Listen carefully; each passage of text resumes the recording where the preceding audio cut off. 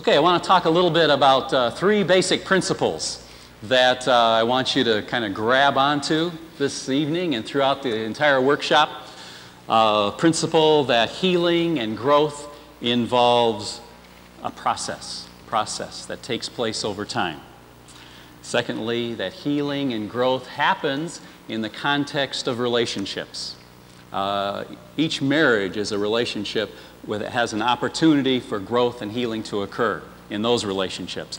And you'll be in small groups, another opportunity for growth and healing to happen. Ultimately, the third principle is that healing comes from God. I really believe this. God designed marriage. He designed us. He created us. And He's about mending broken marriages and broken lives. So I'm excited that each of you are here, and I just want to, the first 2 weeks we'll talk about all three of those principles. I'd like to focus mostly tonight on the first two. And the first one is deep relational healing and growth takes time. You're here tonight coming from a variety of different places. Some of you, I know some of you are here, you're saying this is the last chance for the two of you. You're saying this is it. Actually, I know some of you are here by yourselves because you've already separated and you've already split. For some of you, there's a lot of pain. You've experienced an affair. You know the pain of what that's like and the hurt of an affair. That's one of the topics that we will be addressing during this workshop. For some of you, you know the experience of being hurt verbally with hurtful words, the pain of that. And you're hearing a lot of pain tonight. So there's a lot of things going on in each of your lives, and for some of you, you're just trying to make things better. Your relationship is pretty good, but there are struggles just like every marriage. And you're welcome here. You're welcome here wherever you are on the continuum. But a key thing that I would want each of you to focus on and reflect on is what is it that's going on in your relationship that you want to work on, that you need to improve in. To become aware of what's happening in your own life, your personal life, and in the life of your spouse.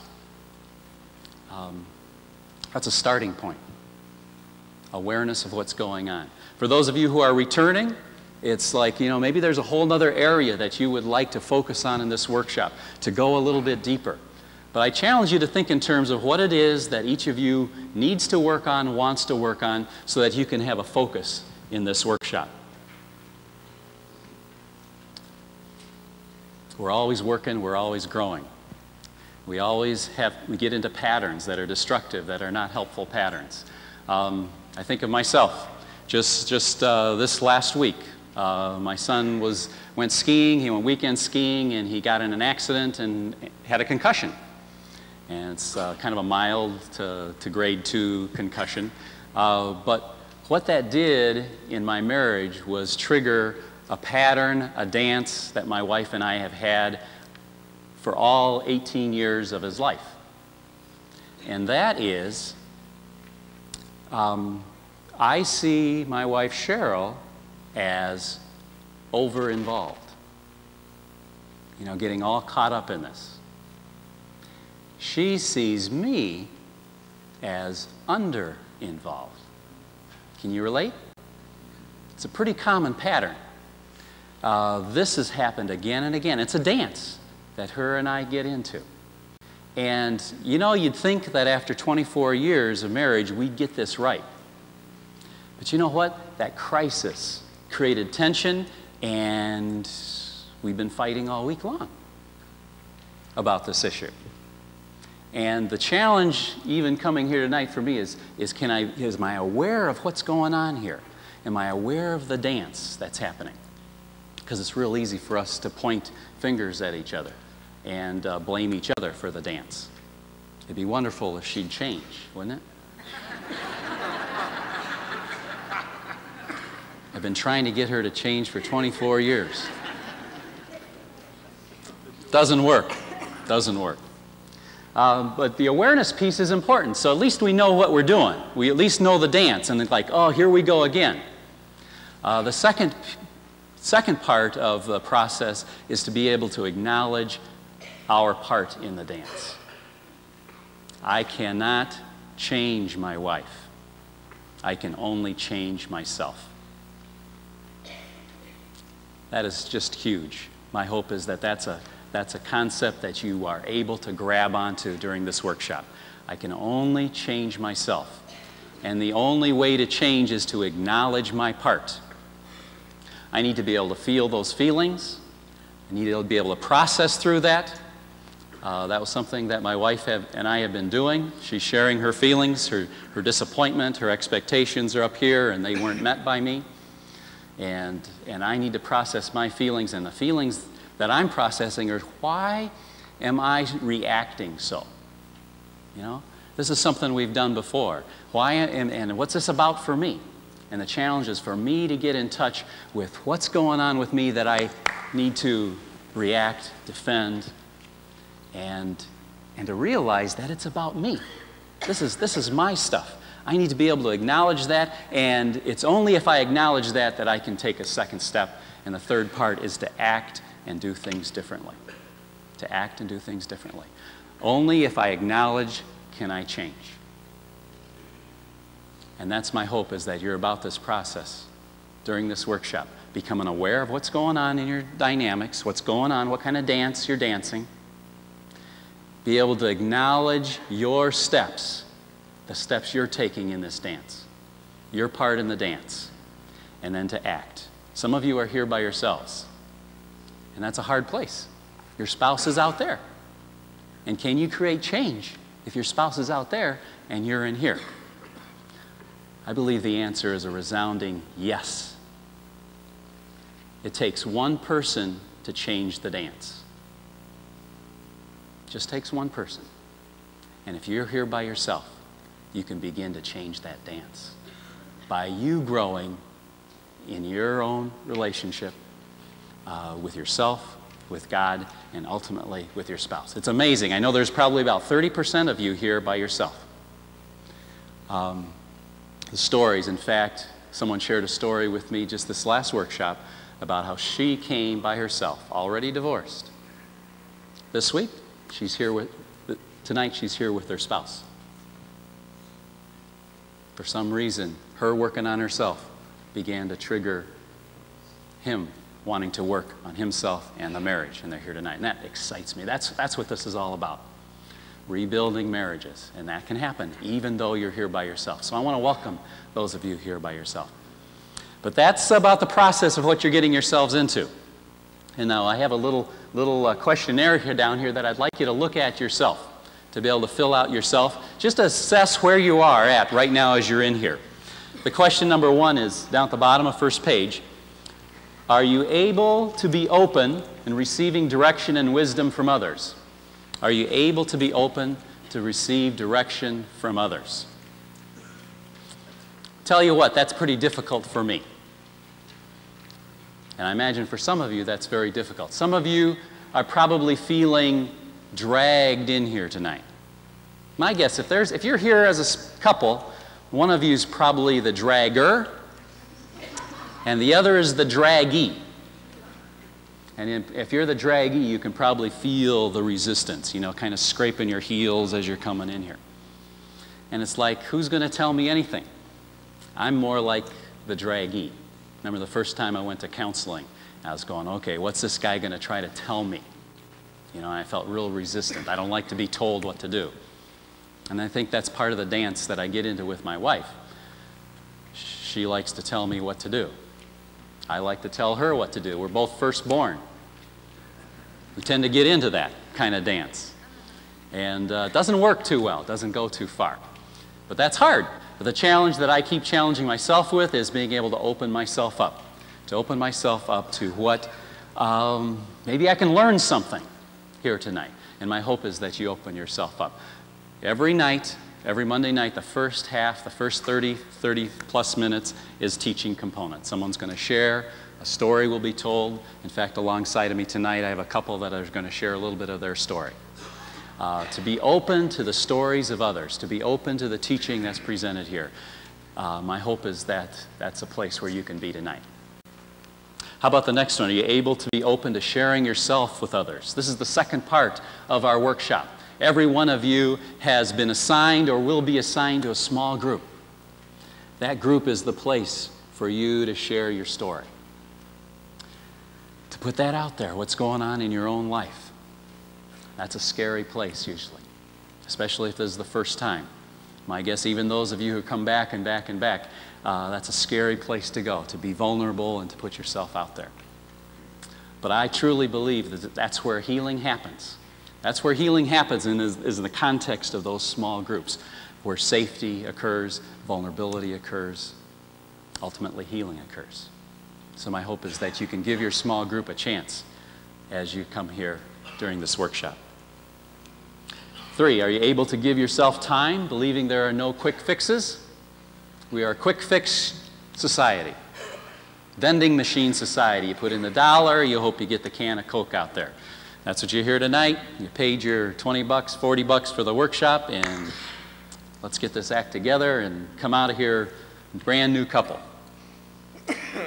Difficulty about this, getting quick fixes, is that there's no such thing. Pain happens over time. It's taken a while for you to get here. It's going to take a while for you to unpack that, become aware, acknowledge your part, and to change your part. Can you give yourself that time? In fact, one of the things we ask, that you not make major decisions in your marriage, in your relationship, while you're here during this 10 weeks. If you're in a process of separating, divorce, give yourself that window of time. So let's take another look at this. Let's open this up again and see what happens. Able to refrain from trying to fix others, including your spouse. That's a biggie. We'll keep coming back to this over and over again. The challenge is not to fix others.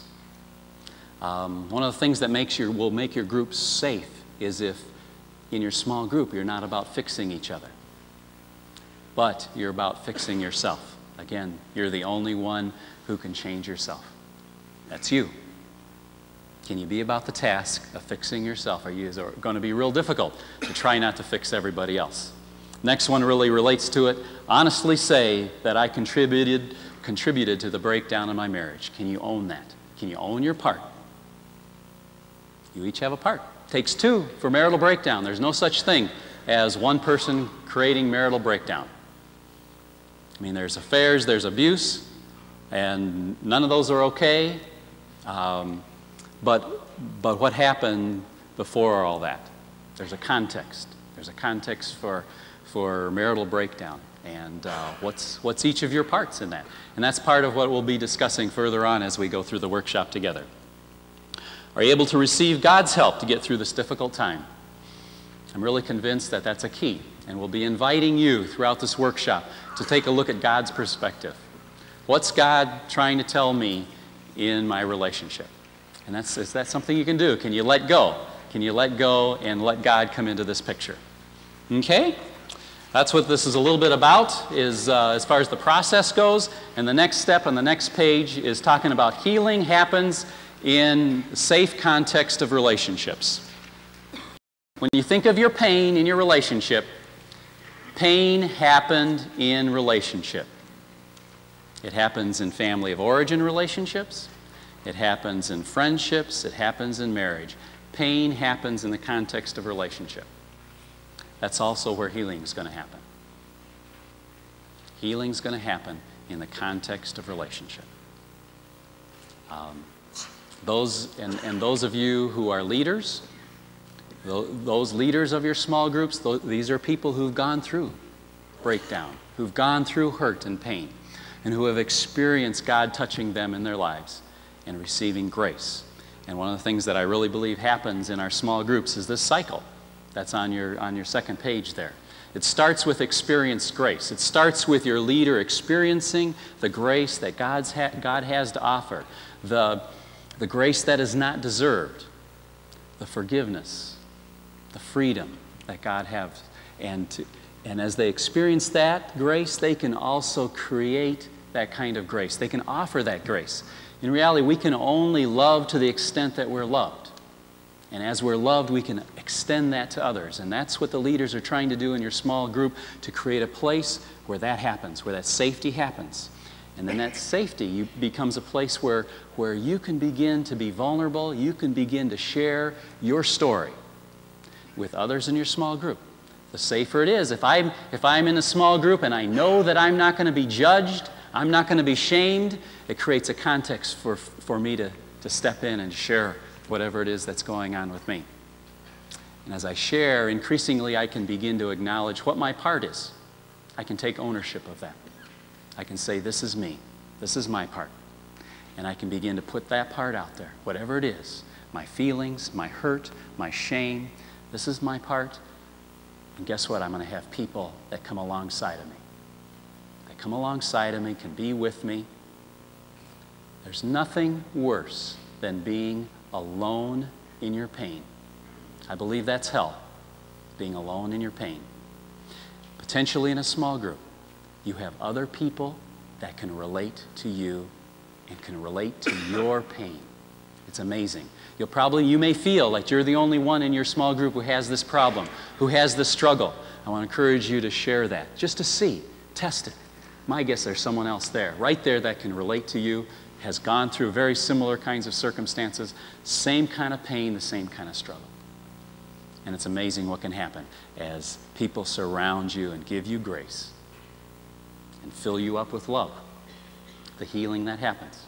And that's my prayer for you as individuals, as small groups, is that throughout this church tonight we begin to create healing pockets, little pockets where healing happens, where grace happens.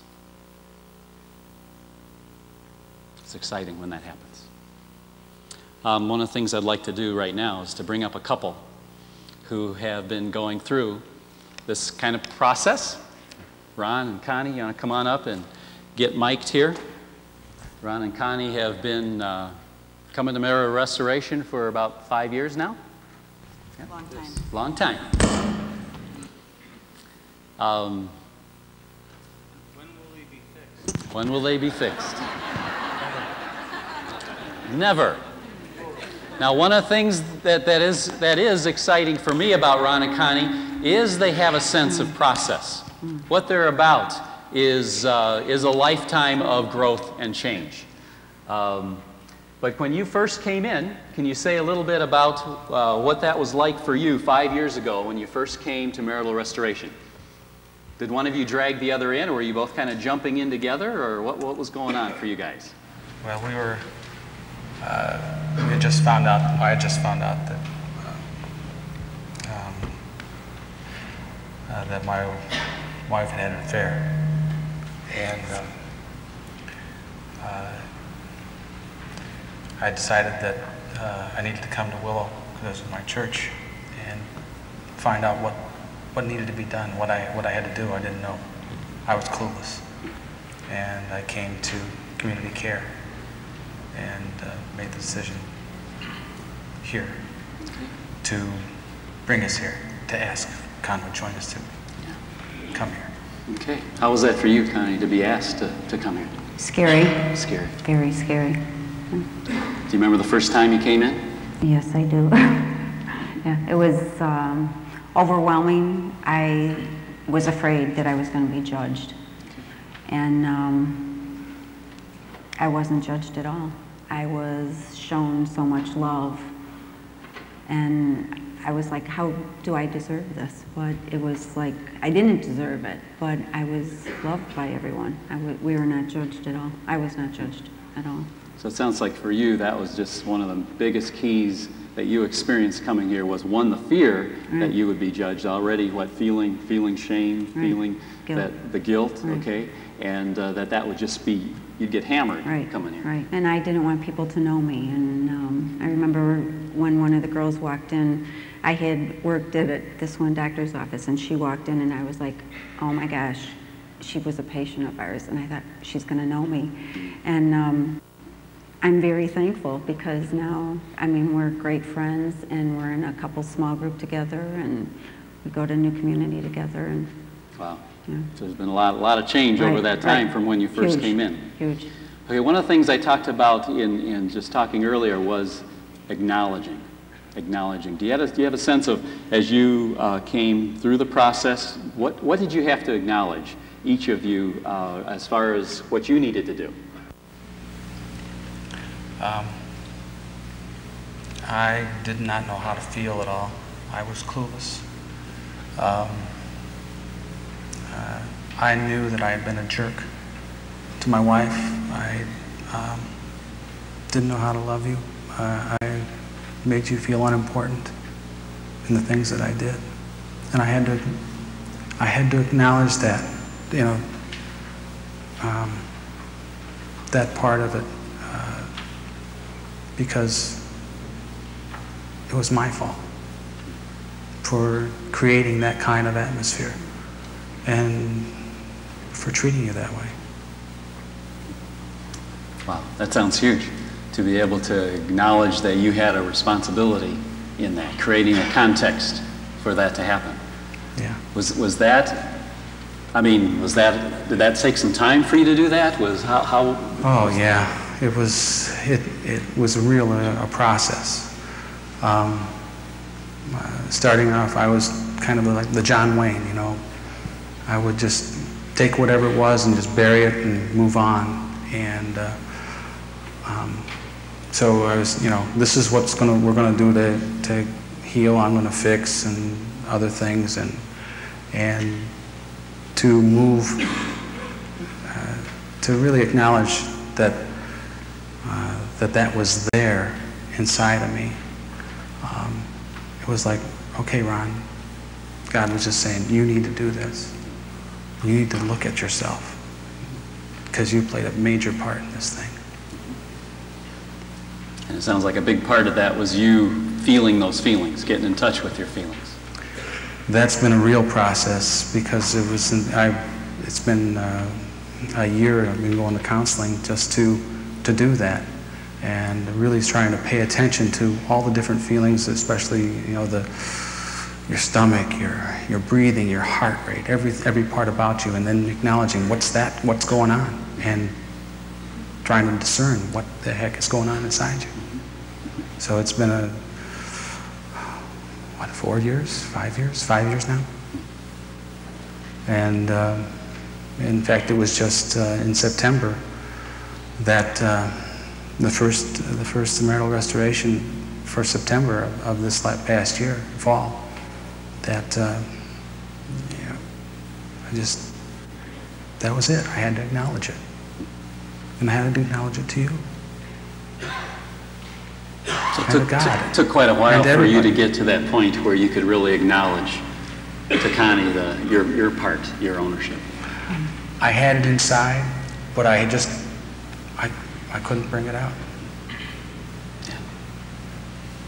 How about for you, Connie? What did you have to own and acknowledge? I mean, here I had to own the affair and own the pain that I had caused to our relationship. I had to own the fact that I was still running, even though I had acknowledged it to Ron. And when we would talk about it, though, I would like put a wall up because I was scared. You know. So you were still scared, even though I had admitted, right? So that was another part you had to keep working on, was your fear. Right. Can you say a little bit how have you worked through that? What's been key for you as far as your scare? Key for me is going to the girls in my group and talking to them about it and asking them for help. God put these people in my lives for a reason, and just recently, though, we finally, after many years, Ron had some questions, and I was finally able to answer them. And I just felt prompted by the Holy Spirit that this is what I got to do. You know, it's time to do that. So it sounds like you had to really come clean with Ron about some things? Yeah. Even though it came to the surface like 5 years ago, right. It took this kind of time before you really were able to say everything you needed to say. Right. And were you able to hear that and receive that? I was able to hear it and receive it, yeah. Yeah, it was very difficult, extremely difficult. It's the worst pain that anybody could ever experience. But with talking with the guys in my small group and just staying there instead of running, and just allowing just to be held by God was real key. And being held by God in flesh from your small group. From my small group. Sounds like the God part, forgiveness part, that was a key part with you and your small group and your relationship with Him. It was a big part, a real big part. God had some things to show me, because I always thought that it was that Con, by her wall, meant to me that she was putting the other person above me. And in fact, I had to look at it to say that it was her shame and guilt that was putting up the wall. And that was real key for me to be able to see what was the truth in that. Okay. Yeah, that makes a lot of sense. It's kind of like initially the wall was, you perceived it one way, and it took a while for you to look at that wall and realize it was really something else. Absolutely. What was the truth in that? Plus, I think one of the other things was when we were talking about the kids, Ron had said something like, you know, we have to be godly examples to our kids, and how are they going to learn if they see their behavior over and over again? And that really hit home for me. Yeah, it did. Thanks. One of the things I'm wondering is, as you are here tonight with all these men and women here, I was wondering if Ron, you and Connie could say a little something. What would you encourage each one here to do? What could they make the most of their workshop here? Realize that you're not alone. And like I said, God has put people in your lives for a reason. And the only thing I can say is go for it, because you will be loved like you've never been loved before. And if you're holding on to something for fear, go to people and talk to them and be able to tell that person. And because I was a prisoner to it for so many years. And now it's like I've had this lifted off of me, and now we're on a great road. Thanks. Guys, I would just say that this is a real long process, because if you're like me, I tend to stuff things down and not open up.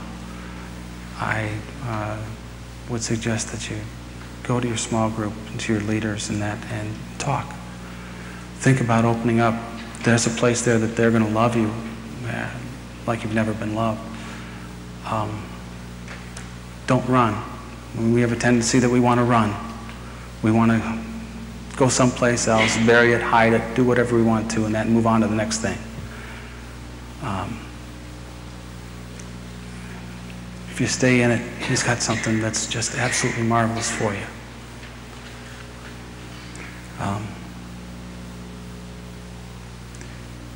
It's just going to take community. It's going to take, it's a process, learning about yourself. Thank you, Ron. Thank you, Connie.